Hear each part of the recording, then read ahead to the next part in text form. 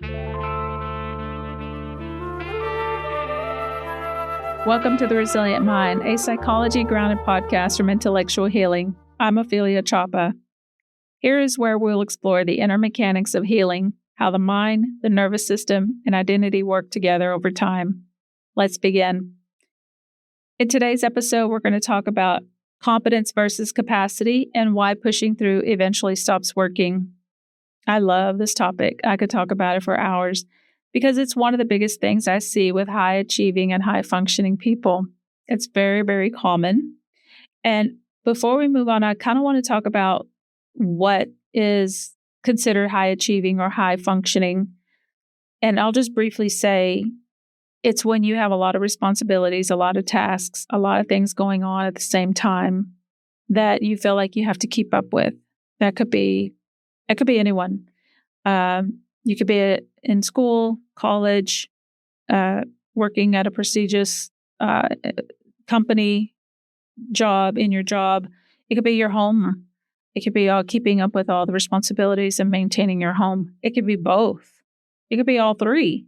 So understanding when you're considered high functioning or high achieving, meaning you have a lot of tasks, a lot of responsibilities to do on a consistent and regular basis. Okay, so there are 4 concepts I'll cover today. Let's start with competence. Straight definition, competence is the ability to do something successfully or efficiently. So it's a term we use to describe how someone knows something really, really well. The different aspects of it, the workarounds, all the ins and outs, under all circumstances and conditions. There's going to be times when competence is still there, but you're unable to access its full range. And that's why it's important to understand and allow for capacity. Now, capacity is about how much you can hold, sustain, or produce in any given moment. It's considered like your threshold, your bandwidth. I call it your healthy limitations. I've even talked about it in a more clinical term, window of tolerance, staying within your window of tolerance. You're within your capacity to maintain the stamina to demonstrate your competence in anything and everything that you're doing. But once you hit your capacity, it doesn't matter about your competence. It doesn't matter anymore. And overextending your capacity over and over again is how you can lead to burnout. So I'll just talk about it briefly here. But rest and restore is not an option if you want to maintain resiliency to access the full range of your competence. So why do people confuse competence and capacity? Because they feel like they're the same thing. People will tend to assume that if they're competent, they should be able to keep going. But they're not the same thing. They work together. They complement each other. And I like to think of it like salt and pepper. They're better together. And when only one is accessible, it feels like something's off. In order to maintain the full range of your competence, it's important for you to understand and allow for competence. Be within your window of tolerance and understanding when you've reached outside your window of tolerance, meaning you reached your capacity and you're overextending yourself. It's okay. It's just not okay to stay there for too long and for too often. Let me give you a real life example I see. You're pulling an all-nighter, you're locked in, and you get your tasks done. You've done it well, and you're powering through the next morning, whether that's a meeting or a presentation, and your body and your system kept up the stamina. But now it's time for rest and restore. But you don't stop. You say, I'll rest later, and then something else comes up. You work late again, or you stay up late again, and you barely catch a few hours of sleep here and there. And you do this over and over again. Your system starts to wear, and then eventually you can't keep up as well as before, or as much as you want to. And then other symptoms besides fatigue starts to come in. You tend to be fighting this off with caffeine or other stimulants that helps push you through or give you a boost of energy. Other symptoms that creep in are going to be like dysregulation. But dysregulation is where you can't control your emotions like frustration and irritation, easily getting irritable, easily getting frustrated with yourself or even others, even especially your loved ones, the ones you spend most time with. And you get closer and closer to perfectionism, and that can lead to compulsive behaviors.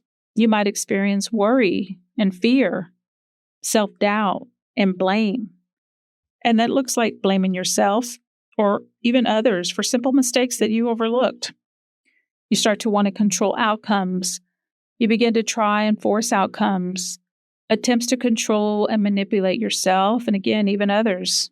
You might start to isolate just to get things done, to study harder, to learn more, because that self-doubt started to make you think that you're missing something. And all this shows up, and you may have missed that you have just been overextending your healthy boundaries for way too long without proper rest and restore. So let's reframe this, because this is the part that changes how people treat themselves. Your capacity is not about your character. It's a state of being. It's important for you to understand that. It has nothing to do with who you are. It's your stamina is based on a lot of different factors, and I'll talk about them briefly.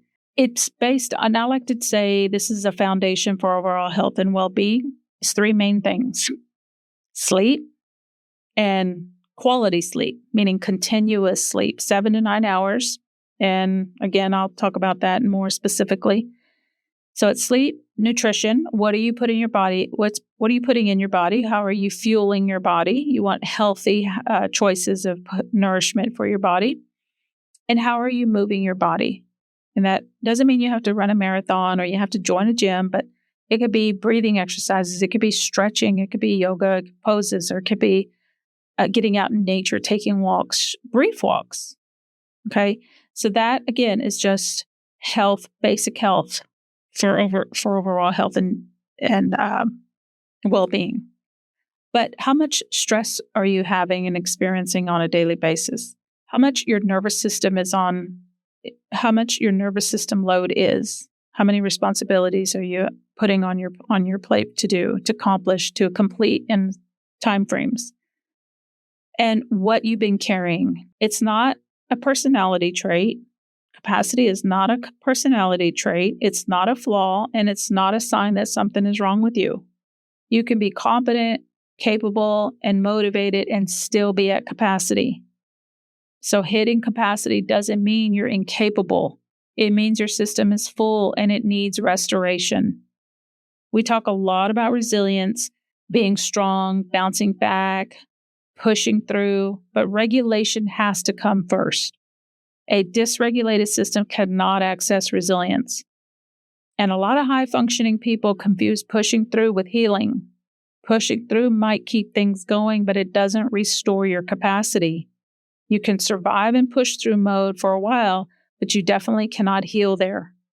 Healing is about learning and understanding when to pause, regulate, and reset, so your competence actually has a space to show up again and shine. Now that's intelligence. As you leave this episode, take a moment to notice what resonated, not to analyze it, but to simply to hold it with awareness. Resilience isn't built by pushing harder. It's built by understanding more clearly what your system needs. Thank you for spending this time with me. Until next time, this is A Resilient Mind.